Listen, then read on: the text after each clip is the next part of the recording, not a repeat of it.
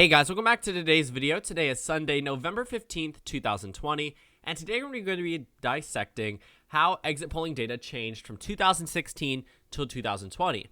Now, if you're not entirely sure how exit polling is done, pretty much they take voters who just leave the polling booth in key battleground states and states around the country to get a very general idea of how different demographics voted. So they'll generally ask voters that are of a certain minority group or of a certain education class, whatever it may be. They use this data in its entirety to predict the outcome of the election hours before we get the actual results. So in 2020, things were done a little bit differently. They actually called voters who, according to the state secretary of state, had requested a mail-in ballot and already submitted or an absentee ballot and dropped it off in person. And they pretty much called those voters as well as the voting in person voters, and they asked them questions and they got their demographic profile, and that's how they compiled the data this year. So it is a little bit different, but we did get a very general view. So this was not a Trump skewed exit poll. That is just because of the fact that they did call voters who, as we will see at the end of this, definitely supported Joe Biden as well as Donald Trump. I understand there were some concerns that if they were just polling people on election day, obviously it would skew to the right. But thankfully, they had a measure in place to prevent that situation from happening, so we could actually have a better idea of what happened and happened in the 2020 election. So we all know these are the election results. Joe Biden won the presidential election with 306 electoral votes. He flipped the states of Wisconsin, Michigan, Pennsylvania, Arizona, and Georgia. Not a single recount or court ruling will change that. Joe Biden will be president in January 2021. It seems pretty interesting that I even have to say that, but he has won the election. He won it legitimately, and that's how the election results will move on. So moving past the general election results, we're going to take a look at where we see Joe Biden and Donald Trump doing well amongst certain demographic groups. Donald Trump gained in terms of certain minority groups. Joe Biden did better amongst other demographic groups, not necessarily minority groups. So we will see what changed, what went better for Biden, what went better for Trump, what went worse for Trump, and what went worse for Biden compared to Hillary Clinton. Let's get into it. So we're not going to focus too much on all of these states. Now, we're going to be looking at a lot of the data, but at the end, there's pretty much a conclusive full result. So we'll actually focus more on the full results first, and then we'll go into what we see at the top, just because I want to run down through all of the exit polling data compared to 2016. So first things first, sex. We have men and women. 48% of voters this election year were men. 52% were women. Joe Biden gained amongst men by 4 points compared to Hillary Clinton. Donald Trump gained 1 relative to his performance 4 years ago. Amongst women, both candidates improved again. The reason why you see both candidates improving is partially because of the fact that we do not have any real viable third-party candidates. The Libertarian Party did not form nearly as well as they did in the past, nor did the Green Party. So this election, we saw a two-party system work in its entirety.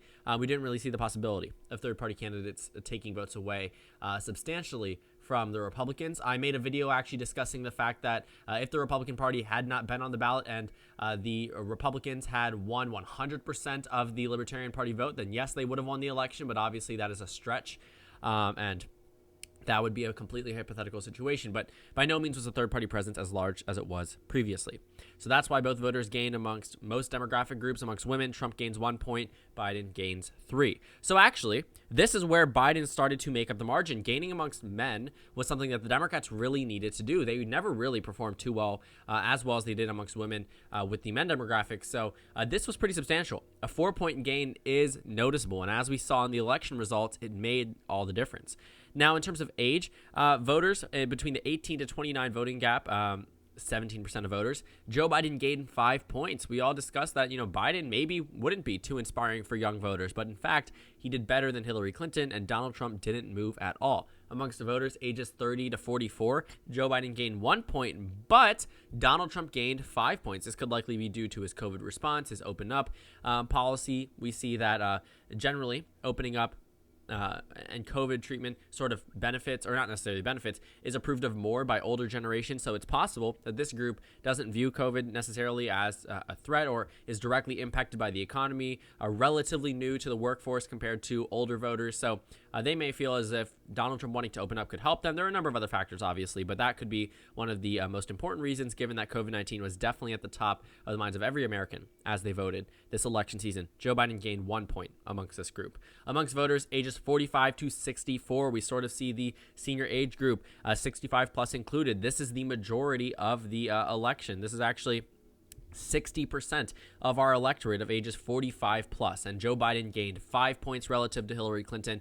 Donald Trump lost 2 points relative to his performance 4 years ago. Amongst ages 65 plus, Joe Biden gained 2 points. Donald Trump gained 0. So this is where Joe Biden also made up the margin. Not only did he improve amongst men and also women, he improved amongst an older voting gap. The 60% of the electorate actually combined, where Joe Biden improved, or really, I mean, Donald Trump did the same in ages 18 to 29 and 65 plus. So pretty much Joe Biden improved in 77% of the voting bloc. So Joe Biden should be pretty happy with those numbers. It landed him the presidency, but 45 to 64 really made the difference, especially in that white working class area.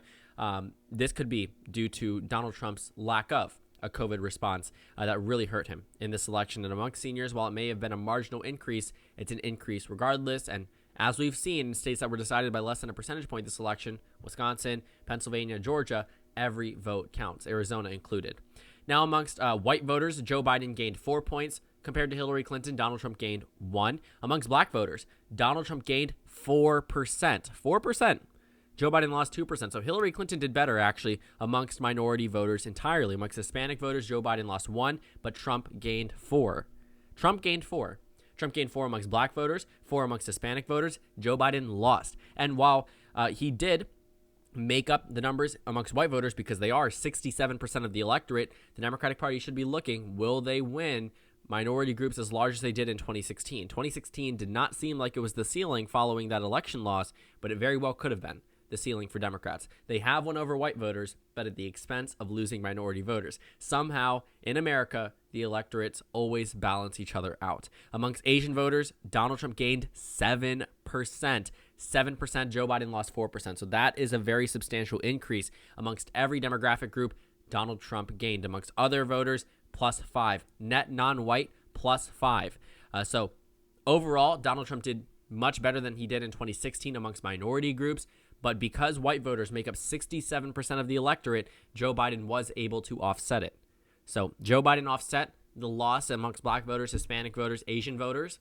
But still, these are warning signs for Democrats. Because the country is going to become a majority-minority country by 2050, the Republican Party does need to change their platform. But if they run someone like Donald Trump, it's very possible that they win these percentages. And Democrats need to bring down the percent vote share for Republicans amongst minority groups, because of the fact that, you know, if Donald Trump, someone who the Democratic Party is definitely labeled as a racist time and time again, has actually won over these voters better than he did 4 years ago, something clearly isn't working correctly in the Democratic Party. While this victory is something they should definitely relish in because it is 4 years in the making, they should also look back and say, what went wrong amongst these voters? Now, in terms of sex and race, we have white men, white women, black men, black women. So a lot of these demographic groups. Amongst white men, Joe Biden gained 7 points. But white women, an area that we all thought that Donald Trump would lose support, he actually gained 3 points. Now, this white men increase actually helped Joe Biden more than it helped Donald Trump with his increase amongst white women. 7 points compared to 3 points, and also a 1 point increase amongst the white women share for the Democrats. But still, warning signs for Democrats, because women are the demographic group that constantly elects Democrats. So just wanted to point that out. Amongst black men, a 6 point increase for Donald Trump. Now it was a 5 point increase amongst black women, but both of them still ended up with an increase for Donald Trump regardless, which is not a good sign entering into future elections. Now, obviously, this could be a fluke election. And I do think that Donald Trump appealed to minority groups and white working class voters in a way we've never really seen Republicans do before. See Mitt Romney, see John McCain, see even George Bush. Even though he won his election, it was on the backs of Hispanic voters and white voters, never really black voters. And now Donald Trump has sort of tapped into this base.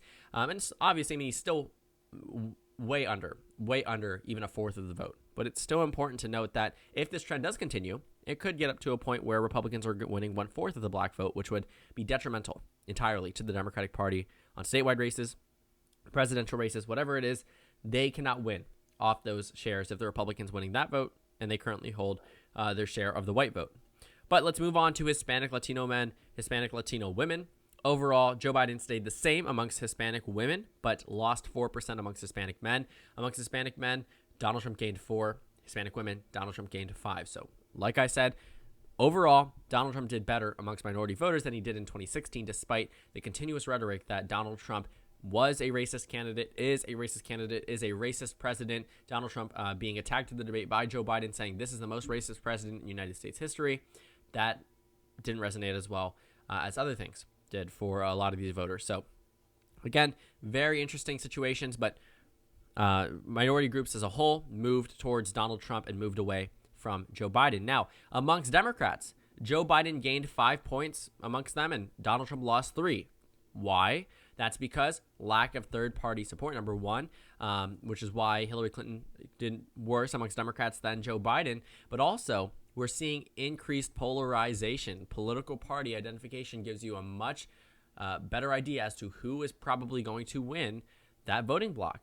If it's a Democrat on the ballot, Democrats are 99% going to vote for that Democrat. And we saw no ticket splitting on the presidential versus Senate level, which is honestly bad, I would say, for America. But we didn't really see that much ticket splitting in the House elections. There were a few Republican districts that ended up voting for Biden. But we will see if ticket splitting holds in the future elections. But we are just getting increasingly more and more polarized. And it's showing. Amongst Republicans, Donald Trump gained 6% of the vote. Where could that be from? Well, first of all, that's a big slap in the face to the Lincoln Project. But I would say, before you draw immediately to that conclusion that these Republicans were voting for Hillary Clinton before, no, they were voting for Gary Johnson, or they were voting for Darrell Castillo. They were voting for another candidate, or Evan McMullin, who they thought was more conservative or more representative of their beliefs. And, you know, they thought Hillary Clinton was going to win the election. So there was no need if they weren't going to vote for Donald Trump in the first place. But now that there isn't a third-party candidate like Evan McMullin, like Gary Johnson, that has even a vague chance of winning the presidency or winning an electoral vote for the case of Evan McMullin or Gary Johnson in New Mexico, you see that Donald Trump won back those voters. And the Democrats lost 2% just because that Never Trump movement lasted in 2016, just because of how many of those Republican primary opponents were really putting up against a potential Donald Trump candidacy. And when he won the nomination, there still wasn't this full-fledged Republican support. Even at the convention, we heard vote your conscience, which usually means don't vote for Donald Trump when you're saying it without explicitly saying voting for Donald Trump at a convention. But in 2020, we saw a lot of those senators, after working with President Trump for 4 years, a lot of those representatives turn back and say, I am fully supporting President Trump 100%. So overall, that's probably where this is being made up for. Amongst independents, though, Joe Biden did considerably better than Hillary Clinton. Donald Trump won independents last time. So keep that in mind. A 12-point increase amongst independents for Biden, 5-point decrease. Amongst college-educated voters, Biden gains 3, Trump gains 1. Non-college educated voters, Biden gains 4, Trump loses 1. So that voting block actually landed him the victory in 2016. Was very close, this election. Amongst Protestant Christians, Donald Trump gains 4%, Clinton and Biden run the same. Catholic voters, Biden gains 6, Trump loses 3. No religion, Biden actually loses 2, Trump gains 6. That's actually different than what we saw in 2016. So this religion group seems to be a little bit different. Catholic voters like Biden more than they did Hillary. Donald Trump won Catholics last time. Joe Biden won them this time. Amongst no religion, Joe Biden still wins them by a pretty substantial amount, but you can't ignore the lost. White evangelicals, Biden gains 8, Trump loses 4. Important. Amongst all other voters, 2-point gain for both candidates. Now, I'm going to run through these just because I don't want to waste too much more of your time. We pretty much see this with the party registration. Liberal voters liked Biden more by 5 points again.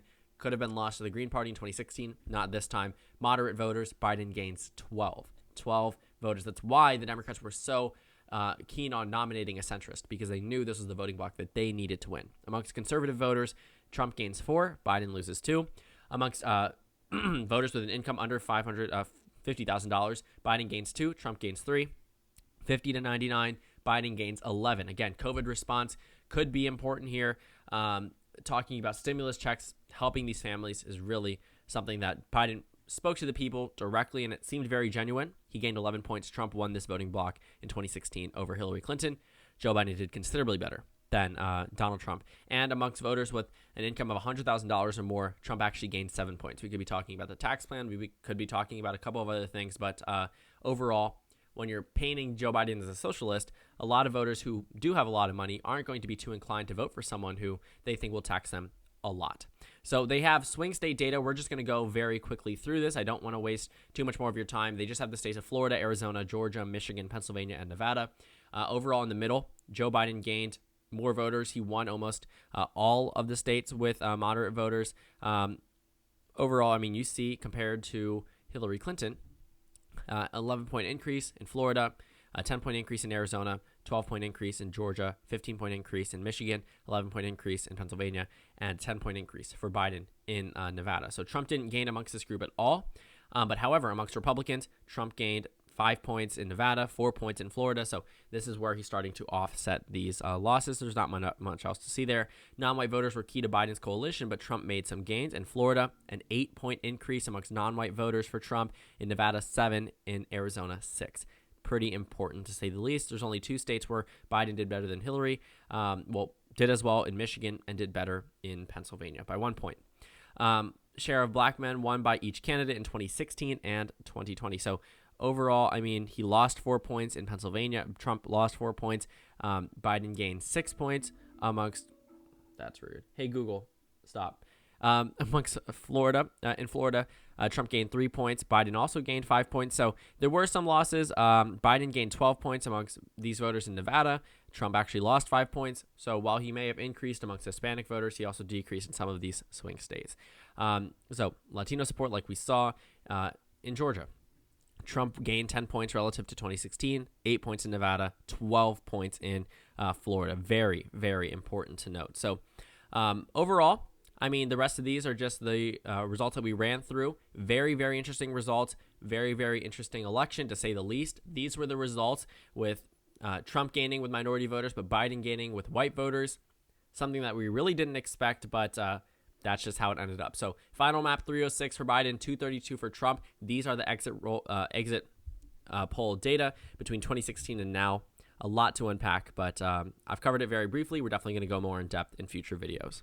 So thank you guys so much for watching this video. Make sure to comment down suggestions below. Subscribe on the left if you haven't already, and check out the Instagram and Twitter. At the bottom left of the screen, there's also a Discord server for you to go ahead and join. On the screen, there's a video you can watch, and then a playlist for my 2020 post-election videos. Again, thank you guys so much for watching, and I will see you all later today.